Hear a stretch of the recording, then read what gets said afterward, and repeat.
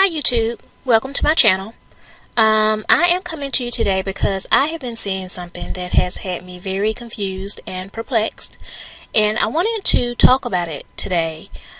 The thing that I've been seeing is that a lot of people, mostly men and mostly black men, a couple of black women every now and then, but I think for the most part a lot of them are just doing it as a way to kind of support the black men who are saying it, is that they are saying that Jesus never existed. And I'm not talking about the people who are saying, oh well, they made up his name and they made him blonde haired and blue eyed. I'm talking about people who say that he never ever existed, that he is just a fictional character. And the reason why this is confusing me is because a lot of what they're saying is that he never existed because the Europeans just made him up. And when you look at how things took place, when you look at Constantine and the Council of Nicaea, they didn't make him up. They saw his followers and how devoted they were to him, and they used that to their advantage. They took advantage of something that was already there. So it wasn't like he just went out and created this fictional character and gave him blonde hair and blue eyes. That's the first point. The second point is that the books of the New Testament is another thing that they keep talking about, and how they were written 150 to 200 years after Jesus died. Well, but those are the books that they found. They did carbon dating on the books that they found. You have to remember that back then they didn't have printing presses. They didn't have title pages that said this book was written in whatever year, and it was illustrated by this person, and it was revised this many times, and first edition, second edition, and so on. So you're talking about people getting a piece of parchment, getting something to write with, and actually hand copying books. So the books that they have found are reprints of some original text. There is no way to know what date those books were actually written. Also, when you look at certain documentaries, you'll see that there are other books, and I actually have copies of those books, that were not even included in the Bible. They were excluded. So when you look at some of those books are even older than the books that made it into the New Testament. And then if you go even further, there are older books that make mention of these books. So my main point is that even though carbon dating says that the books that we currently are aware of were written 150 to 200 years after Jesus died, there's no way to know what date the original books were written in order to say, oh, well, they didn't write them until, a century after he had already died.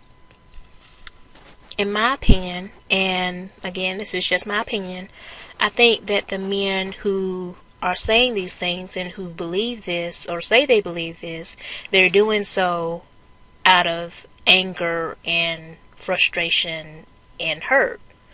Because if you want to say, okay, well, Jesus never existed because this group of people made him up, so I don't believe that he ever existed. Okay, that's fine. But what I'm seeing with the men who do this is that they're not just saying that, they're now going on to just blindly attack everyone. They're attacking black women. They're attacking all white people. I mean, I know that the Europeans lied about Jesus. I know that he didn't have blonde hair and blue eyes. I know that they took the Bible and they, added stuff in and took stuff out and rearranged things to make it suit their taste in some instances. But that doesn't mean that you throw the baby out with the bathwater. I have a lot of older black people in my family, and I have never ever heard any of them say that Jesus walked around with blonde hair and blue eyes. But they didn't stop believing in him just because the people who were mistreating them and terrorizing them were telling them, hey, he looks like us and not like you.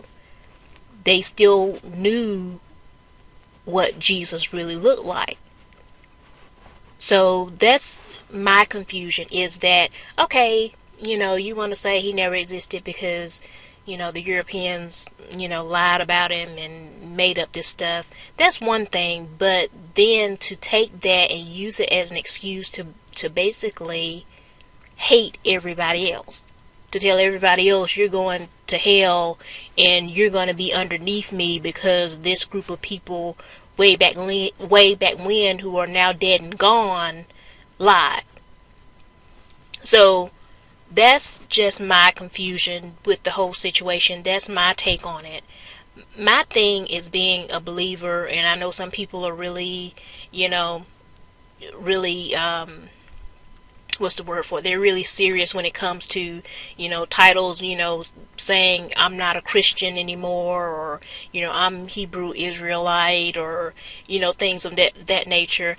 But my thing is just being a believer, in times like these, to where all of us are seeing that we are in the end days, it's kind of, really important that we are careful about the beliefs that we hold and recognizing why we hold those beliefs. I would not allow someone else's indiscretion or hatred to turn me away from God. I just wouldn't. There is nothing that anyone could say that would make me turn my back on him. There is nothing that would make me turn my back on Jesus. And I know some people, don't like that word. They attribute it to Christianity. But, I was born into Christianity. I've known him by that name. I've called him by that name. And he's always been there for me. So it works for me. If you decide that you want to call him by a different name, that's between you and him. One of the things that we've got to stop doing is allowing others to influence our relationship to and with God. We do this way too much.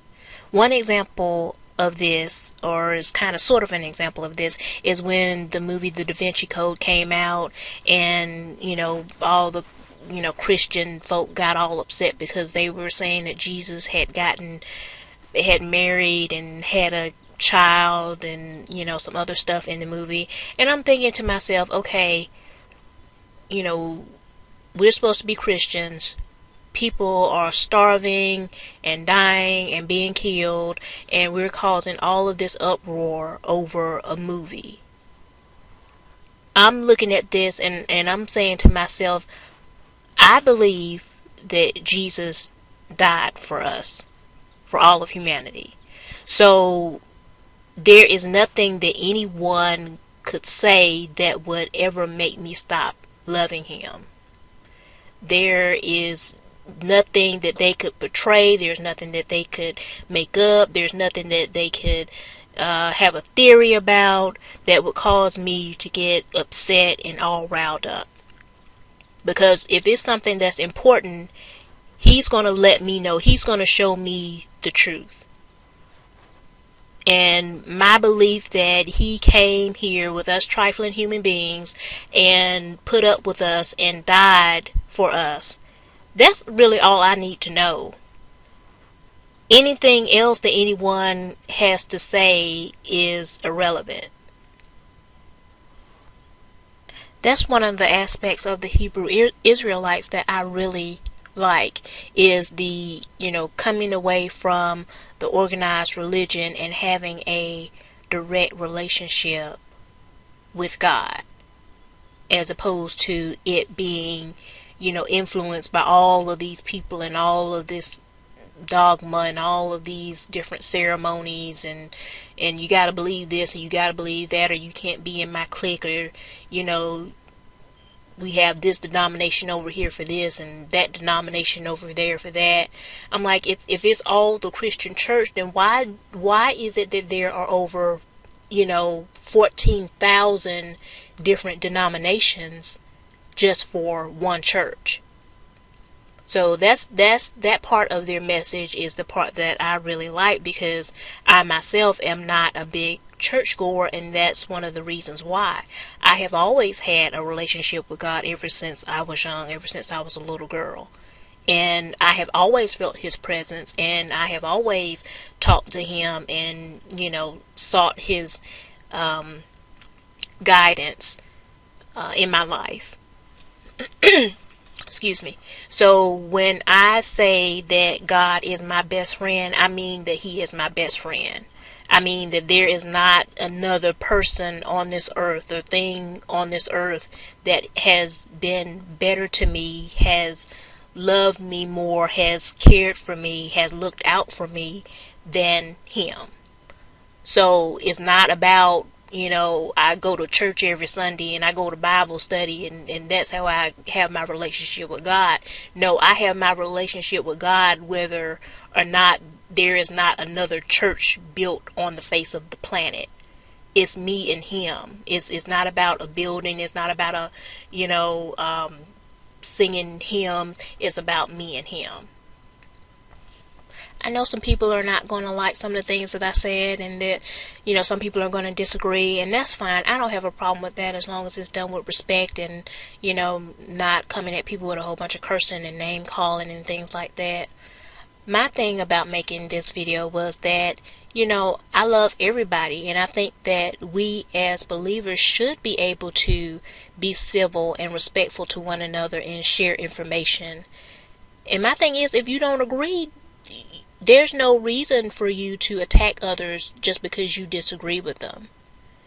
We have a saying down south that goes, eat the meat and leave the bone. Take what you can use and leave the rest. When you attack people and you're so aggressive that no one can say anything to you, you're missing out on your blessing, because you don't know who God is going to send into your life to, advise you or to give you something that's going to benefit you or help you. But when they see you and they think, oh my goodness, well, I can't say anything to this person because they're going to curse me out or attack me, then you're cutting off your blessing, because you don't know how your blessing is going to come, and you don't know who the Lord is going to use to bless you. So my thing is that we should be more nice and more respectful of each other, and not, wanting to attack each other all the time. And, the first time somebody comes to you and says something that you don't like, automatically you're calling them names and telling them they're going to hell. Well, the last time I checked, there's not a human being on this planet that has a heaven to keep someone out of or a hell to throw someone into. So how can you tell someone else they're going to hell? You don't know that. You don't even know where you're going. It's just by the grace of God if you get into heaven. Alright guys, that's all I wanted to say today. If you enjoyed this video, please subscribe and give me a thumbs up. I hope to be making some more videos in the near future. Please also feel free to leave comments below. Please make sure that they are respectful. I would hate to have to block anyone, but I will do it. Alright guys, thanks so much.